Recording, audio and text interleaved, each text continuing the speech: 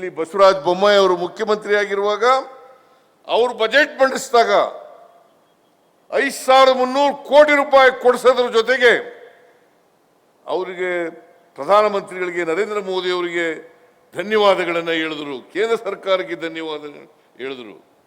ಇವತ್ತಿನವರಿಗೆ 1 ರೂಪಾಯಿ ಬಂದಿಲ್ಲ. ಇಲ್ಲಿ MP ಕೇಳಿ, ಯಾರು ಜೊಲ್ಲೆನಾ MP ಜೊಲ್ಲೆ ಆ ಕಡೆ ಯಾರು ಪಾಪ ಹೆಣ್ಮಗಳು ಯಾರೋ ಇದ್ದಾರೆ ಅಲ್ಲಿ ಬೆಳಗಾಂನಲ್ಲಿ. ಇವರು 25 ಜನ ಗೆದ್ದೋದ್ರು ಇಲ್ಲಿಂದ. 25 ಜನ ಏನ್ ಬೆಳಗಾಂನಲ್ಲಿ ಗೆಲ್ಸಿದ್ದೇ ಬಿಜೆಪಿ ಅವರಿಗೆ. ಒಂದು ದಿನ ಬಾಯಿ ಬಿಟ್ಟಿದ್ದೀರೇನ್ರಿ? ಹೇಳಿ ನೀವೇ, ಒಂದು ದಿನ ಬಾಯಿ ಬಿಟ್ಟಿದ್ದೀರಾ? ಅಪ್ಪರ್ ಕೃಷ್ಣ ಬಗ್ಗೆ ಮಾತಾಡಿದ್ದೀರಾ? ಮಹದಾಯಿ ಬಗ್ಗೆ ಮಾತಾಡಿದ್ದೀರಾ? ಅಪ್ಪರ್ ಭದ್ರ ಬಗ್ಗೆ ಮಾತಾಡಿದ್ದೀರಾ? ಮೇಕೆದಾಟು ಬಗ್ಗೆ ಮಾತಾಡಿದ್ದೀರಾ? ಯಾಕೆ ನೀವು MP ಗಳಾಗಬೇಕು ಹೇಳಿ?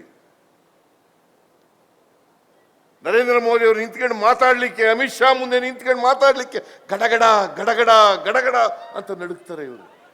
ಇವ್ರಿಗೆಲ್ಲ ಯಾಕೆ ಹೋಗ್ಬೇಕು MP ಗಳಾಗಿ? ಯಾಕೆ ಹೋಗ್ಬೇಕು ಇವರು?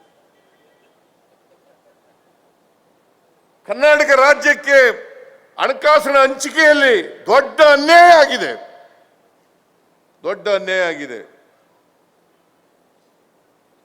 ನಾವು ಕರ್ನಾಟಕದಿಂದ ಪ್ರತಿ ವರ್ಷ 4 ಲಕ್ಷದ, ಈ ವರ್ಷ 4,30,000 ಕೋಟಿ ರೂಪಾಯಿಗಳನ್ನು ಕಲೆಕ್ಟ್ ಮಾಡಿಕೊಡ್ತೀವಿ.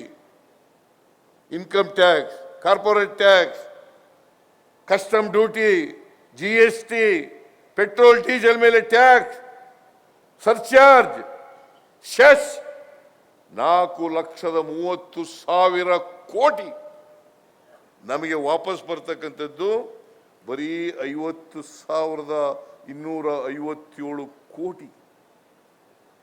ನಾವು 4,30,000 ಕೋಟಿ ಕೊಟ್ಟರೆ ನಾವು ಭಿಕ್ಷೆ ರೀತಿಯಲ್ಲಿ 50,257 ಕೋಟಿ ತಗೋಬೇಕು. ಇದು ಅನ್ಯಾಯ ಅಲ್ವಾ? ಕರ್ನಾಟಕದ 7 ಕೋಟಿ ಕನ್ನಡಿಗರಿಗೆ ಮಾಡ್ತಕ್ಕಂಥ ಅನ್ಯಾಯವಲ್ಲ? ಇದ್ರ ಬಗ್ಗೆ ಮಾತಾಡಿದ್ದೀರಾ ಬಿಜೆಪಿ MP ಗಳೇ? ಹೇಳಿ ನೋಡೋಣ. ಇವತ್ತಿನವರಿಗೆ ಮಾತಾಡಿಲ್ಲ. ನೀರಾವರಿ ಪ್ರಾಜೆಕ್ಟ್ಗಳ ಬಗ್ಗೆ ಮಾತಾಡಿಲ್ಲ. ಇವ್ರನ್ನೆಲ್ಲ ಯಾಕೆ MP ಗಳ ಪದೇ ಪದೇ ಓಟಾಗಿ ಕಳಿಸ್ತೀರಾ? ದಯಮಾಡಿ ನಿಮ್ಮಲ್ಲಿ ಕೈ ಮುಗಿದು ಪ್ರಾರ್ಥನೆ ಮಾಡ್ತೀನಿ, ಈ ಅನ್ಯಾಯ ಸರಿಪಡಿಸಬೇಕು.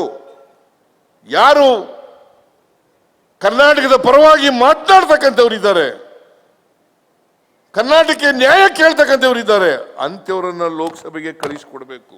ದಯಮಾಡಿ ಈ ಸಾರಿ ಬಿಜೆಪಿ ಅಭ್ಯರ್ಥಿಯನ್ನ ಸೋಲಿಸಿ ಕಾಂಗ್ರೆಸ್ನ ಅಭ್ಯರ್ಥಿಯನ್ನ ಗೆಲ್ಲಿಸಬೇಕು ಅಂತೇಳಿ ನಿಮ್ಮಲ್ಲಿ ಅತ್ಯಂತ ಕಳಕಳಿಯಿಂದ ಪ್ರಾರ್ಥನೆಯನ್ನು ಮಾಡಲಿಕ್ಕೆ ಬಯಸ್ತಾ ಇದ್ದೇನೆ.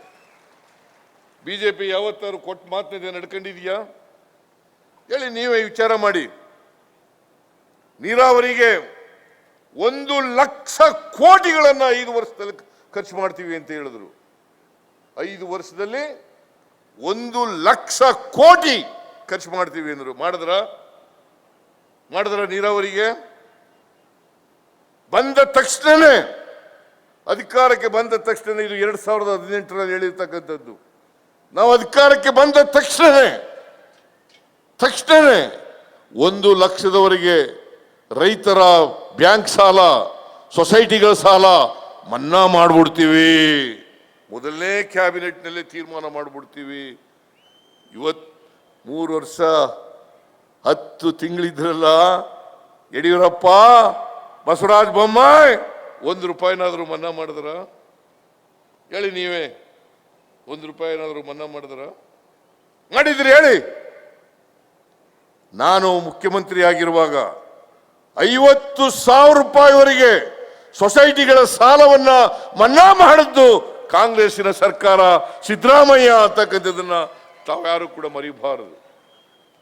ಕಾಂಗ್ರೆಸ್ ಸರ್ಕಾರ ಯಾವ್ಯಾವ ಅಧಿಕಾರದಲ್ಲಿದೆ, ಕೊಟ್ಟ ಮಾತಿನಂತೆ ನಡ್ಕೊಂಡಿದೆ. ಕೊಟ್ಟ ಮಾತಿನಂತೆ ನಡ್ಕೊಂಡಿದೆ.